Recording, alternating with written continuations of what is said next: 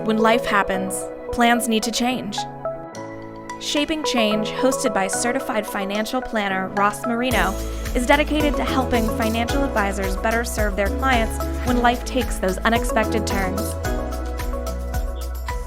Welcome to the Shaping Change Show. I'm joined today by Dr. Roger Landry, the author of one of my favorite books, Live Long and Die Short. I have a stack of them in my office, and it's one of the few books that I actually give out to clients. Love the book, really insightful. Dr. Landry, thanks for being on the show. Ross, what a pleasure. This is long overdue, isn't it? It is long overdue. I think we've been planning this for, a while. We'll just go with that. Yeah. Something got in between our first scheduled meeting. I think it was started with a pandemic. Yeah. There you go. Minor delay, not a big deal. So here we are. You have a lot of research, a lot of knowledge on aging, on longevity. But before we dive into what you've learned and what you've written about, I'd like the listeners to understand your history so we get a view of what your perspective is and how you've come to this point where you have so much insight into this. So can you give us a little background on yourself? Well, you're too kind. That was a very nice statement. Like most people, I got to where I am by a route I never predicted, very circuitous. Certainly wanted to be a physician, and I did that. But shortly after internship, something was happening in Southeast Asia. So I went there, seemingly, I thought, for just 2 years and then go be a cardiologist. Well, I volunteered to be a flight surgeon. That is not someone who cuts someone. Surgeon is a military term for physician. And I took care of flyers, and they're healthy. And so that was a preventive medicine specialty. And I learned about prevention, and I began to respect it and appreciate it so much more. And ultimately, after just a fantastic career, I stayed in for 23 years. I was the chief flight surgeon of the Air Force at the Air Force Surgeon General's office, and I was in charge of prevention for the entire force and their families, and retired in them, and loved it even more. And when I left the military, I said, well, where am I going to use my prevention skills? I tried for a little while in clinical medicine. They're really still not prepared to do that. A CEO told me I was hurting their revenue by doing good prevention. So just about that time, my brother, who had been the chief financial officer of the MacArthur Foundation, called me, said they had just finished their 10-year-long study on aging. They found that lifestyle was the major determinant in how we age. Therefore, it was really up to us. We had a demographic that was exploding. And so I said, bingo, there it is. And so I began that with them to develop Masterpiece Living, which is now Masterpiece, with my brother and a team. And we've been doing that for 20 years, mostly partnering with senior living communities, but sending a message to everyone at any age, but particularly older adults, that, you know what, how you age is really up to you. I wonder how many tracks through medicine would actually have a hyper focus on preventative. That it sounds so unique from traditional medicine, or Western medicine, I guess you would call it, where your history is literally preventative for people who were healthy to begin with. I mean, am I just ignorant on it, or is that pretty uncommon for medicine? It is. When I made the decision to do that, I was within the military, and the military had great appreciation for this. I mean, this is why they invested in prevention. They didn't want to lose airplanes. They didn't want to lose trained lives. And so they were heavily invested. And then I found this wasn't the case in medicine. And when my colleagues would find out what I was doing, they were saying, what? Explain that to me. Really, are you kidding? And today, I think it's much stronger, but still woefully short. And, part of prevention is public health. And so this last year, I've been using a lot of those skills. I got a degree in public health. And I think more and more people appreciate now what population health is, what it is about keeping a large group, the population healthy. So it's coming, Ross, but boy, I was taking the road less traveled there for a while. Yeah, there's no doubt about that. And the theme for the podcast or show, and really the book that we just brought out that I co-authored with Susan Bradley, is Life Happens and Plans Change. And I know that as a financial planner, that's why most inbound calls come into me, is because life happened, plans change, and people need help making decisions. And what really caught me about the book is through the aging process, there's many changes that they are traumatic. They're eventually catastrophic. And we have to help clients through these. But as I read your analysis with the MacArthur study and I went through your book, all I kept hearing over and over is, it doesn't have to be this way. I can change the odds if I do things differently. So the message seems like it's life happens. However, I do have some level of influence over that. And I actually have a choice over that. Is that what you're getting at? Absolutely. The MacArthur study was the first seminal work, and all research since has showed us that the decisions we make every day regarding our lifestyle, the whole in a holistic way, physical, mental, social, finding meaning and purpose. Those are the things that are the major determinant in how we age. Up to 70%, Ross, 70%. I know you know this, but I'm sure most of your listeners don't. When that first came out in the 90s, that just blew the head off all stereotypes. So we found out aging doesn't have to be about decline only. We're not Pollyanna about it. I mean, stuff happens, change happens, as you so well put in your book with Susan Bradley, and it's a matter of how we respond to that. And how ready we are for change in general. You're never ready for the change because you just about can't predict it, but being ready for a change because they come. The Maasai say life is change, and some of us have to take a long road to find that out, but that's the key, and that's really up to you. The choices that you make every day, from how much you move, you learn, how well you stay connected. Do you have meaning and purpose now in your life? Maybe you did before. Do you have it now? These are extremely important decisions and have repercussions that are just exponentially as far as return on investment. So you mentioned the number 70%, which I remember reading in the book. Can you define that a little more and tell us exactly what you're referring to? I'm referring to the 10-year-long study took a cohort of people. In fact, some of them were twins who lived in different households. They were Swedish twins, and it was common then in a socialistic country, especially after the war, that someone couldn't raise both, so they might go to different households. And they tracked those twins. They did a meta-analysis of all the research that out there, and what they found that it was not genes that were the major determinant, which was the ongoing belief that if you could choose your parents, everything would be great. Well, it's partially true, but they found that indeed it was the lifestyle, because here you had twins who had the same genes, and yet their lives turned out differently based upon their choices. We found this in long-term prospective studies, at the Harvard studies, the nurses study, and it just keeps repeating itself. And so it was up to 70% of the difference between those who essentially just lived their lives, didn't pay attention to their lifestyle, and those who did pay attention to their lifestyle, move, learn, connect, purpose, that the difference between them that was up to 70% for physical, at least 50 for intellectual, for mental, and very, very stringent, long-term, very rigorous study, social study, which they're a little more difficult, but it was very powerful, still is.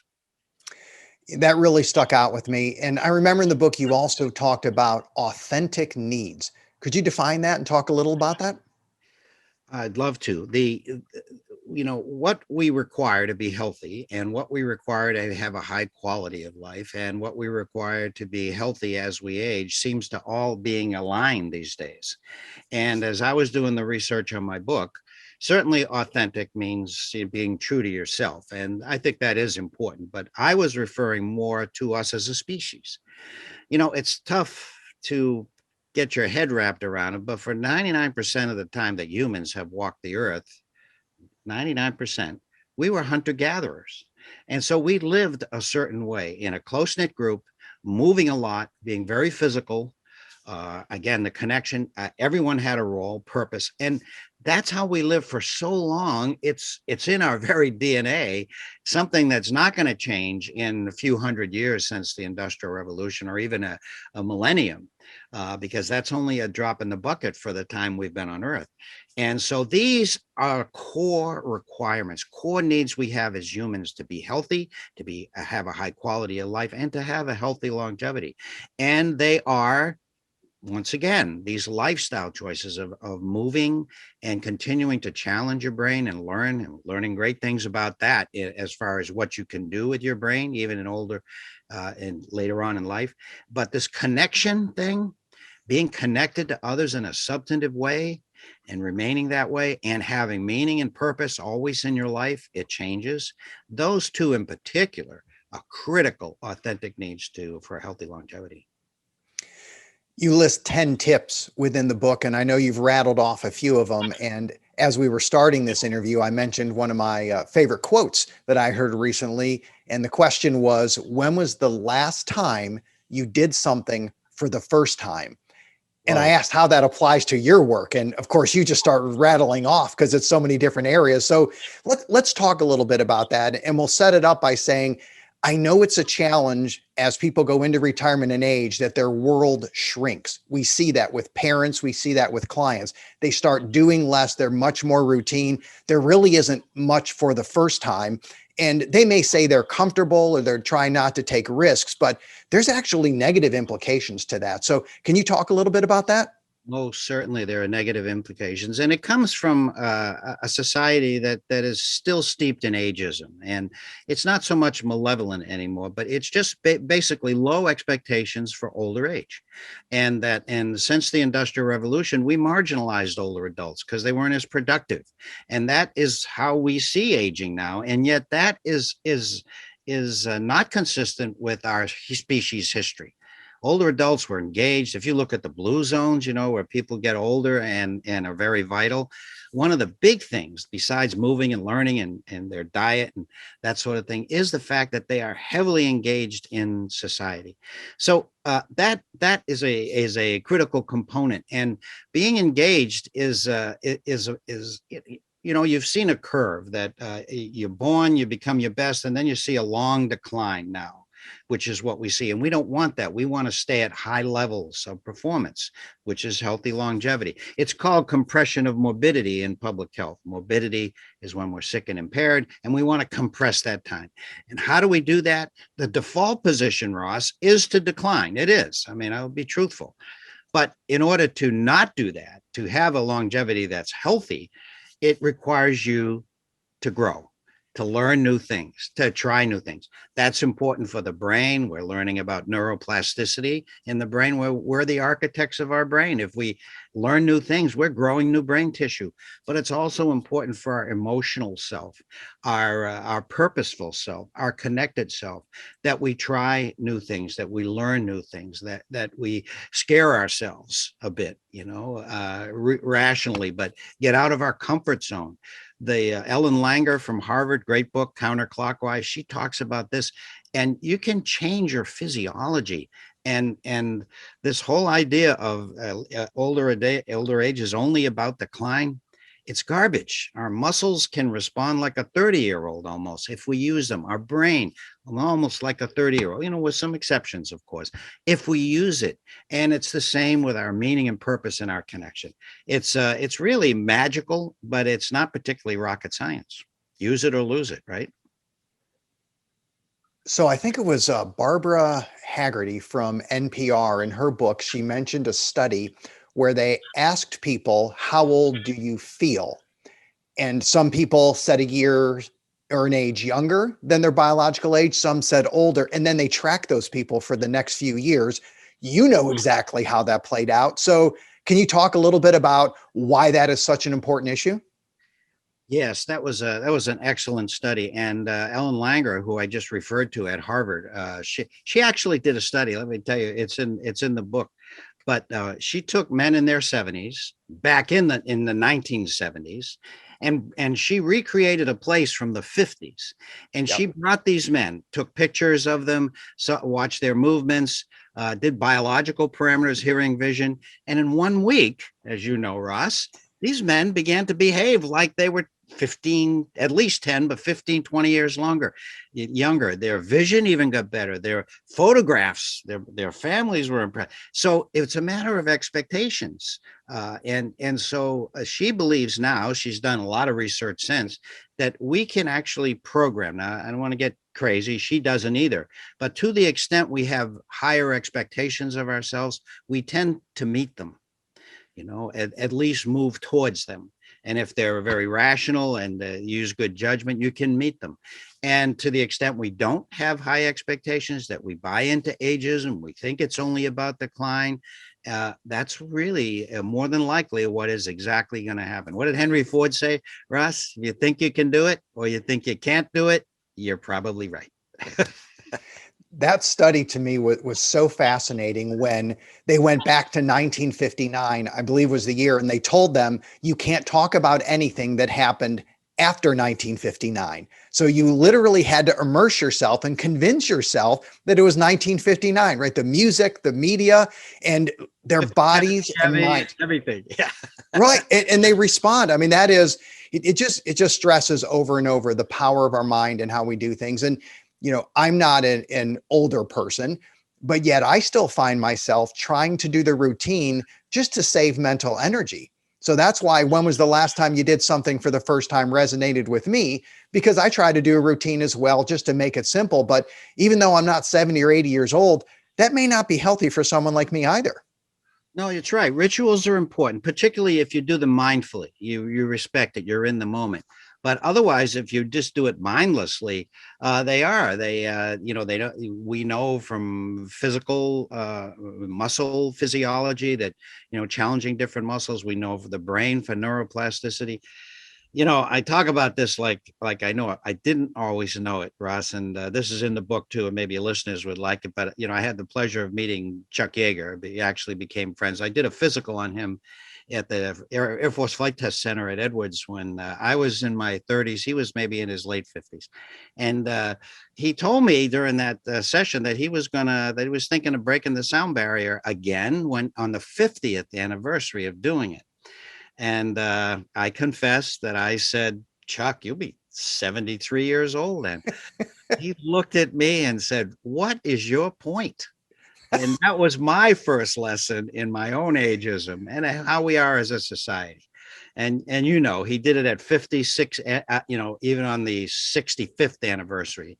He just passed, he's had a great life, but he had great expectations for himself. And I think he's an example. I saw a bumper sticker once that said, I'm old enough to have the answers, but nobody's asking me questions anymore. And we got to do something about that. We have to. Chip Conley wrote a book, I think, something about wisdom, and he coined the term mentoring. And we should be growing as an intern, learning new things, but we also have to be mentors. Someone who has reached why should we marginalize them? They are survivors. They have seen a lot. They have reacted to a lot. They have been successful to get where they are. And to just sort of ignore that as something that's obsolete is nuts. And we haven't done it for most of our history as a species. We have to do something about connecting the generations more.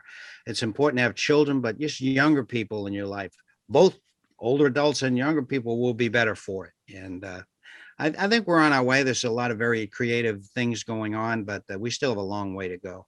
It'll certainly benefit older adults having such purpose. And I think it will help younger adults have a little more perspective. Excellent. So we're going to wrap up part one of this interview. I've got so many more questions lined up. I just looked up at the time and I thought, no, this is going to be a two-parter. So I'm officially moving in and we're going to call this part one. So thank you so much for being on the show, and we'll be back for part two. I look forward to it, Ross. Thank you. Thank you for listening to Shaping Change with Ross Marino. This show is for general information purposes only and is not intended to provide recommendations or advice. Speak with a legal, tax, or financial advisor before making any decisions. Past performance references are historical and do not guarantee future results. Visit rlsummit.com to learn more.